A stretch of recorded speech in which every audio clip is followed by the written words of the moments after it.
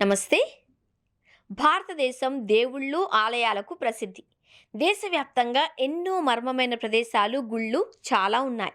అంతేకాదు పురాతన గుడులన్నీ అద్భుతమైన చరిత్ర, శిల్పకళలకు నెలవు. వాటి రహస్యాలు ఇప్పటికీ ఎవ్వరికీ తెలీదు.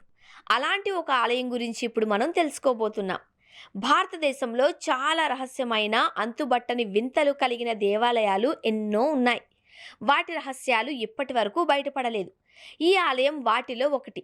మొత్తం 99,99,999 విగ్రహాలు కలిగిన ఈ ఆలయం ఇప్పటికీ అంతుచిక్కని మిస్టీరియస్ టెంపుల్గా ప్రజలను ఆకర్షిస్తోంది. ఈ ఆలయ రహస్యాన్ని ఛేదించడానికి చాలామంది పండితులు ప్రయత్నించారు, కానీ వారి ప్రయత్నాలేవీ ఫలించలేదు. ఈ ఆలయంలోని విగ్రహాల గురించి అనేక కథలు ప్రచారంలో ఉన్నాయి. ఒకప్పుడు శివుడు కోటి మంది దేవుళ్ళు, దేవతలతో కలిసి ఎక్కడికో వెళుతూ ఉండగా మార్గ మధ్యలోనే చీకటి పడింది.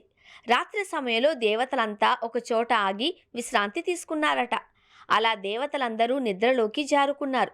శివుడు ఉదయాన్నే నిద్రలేచి చూస్తే దేవతలందరూ ఇంకా నిద్రలోనే ఉన్నారు. దాంతో ఆయనకు కోపం వచ్చిందంట. కోపంలో నిద్రపోతున్న దేవతలందరూ శిలలుగా మారాలి అని శపించాడు అని నమ్ముతారు. ఈ విగ్రహాల గురించి మరొక కథ కూడా ప్రాచుర్యంలో ఉంది. అప్పట్లో కలు అనే హస్తకళాకారుడు ఉండేవాడు అని, అతడు శివపార్వతులతో కలిసి కైలాస పర్వతానికి వెళ్ళాలి అని అనుకున్నాడట. కానీ అది అసాధ్యం. హస్తకళాకారుడి పట్టుదల కారణంగా శివుడు అతని కలలో కనిపించి ఒక రాత్రిలో 1,00,00,000 దేవతల విగ్రహాలను తయారు చేస్తే తనతో పాటు తీసుకువెళతాను అని చెప్పాడట. ఆ తరువాత హస్తకళాకారుడు రాత్రంతా విగ్రహాలను తయారు చేశాడు. అయితే మొదటి కథలో ఒక దేవుడు శివుని శాపం నుండి తప్పించుకున్నాడు అని చెబుతారు.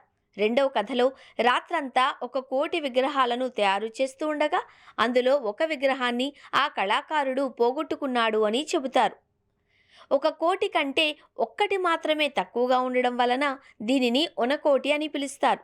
ఈశాన్య రాష్ట్రమైన త్రిపుర దగ్గరలో ఉంది ఈ ఒనకోటి ఆలయం. త్రిపుర రాజధాని అగర్తాలా నుండి 145 కిలోమీటర్ల దూరంలో ఉంది.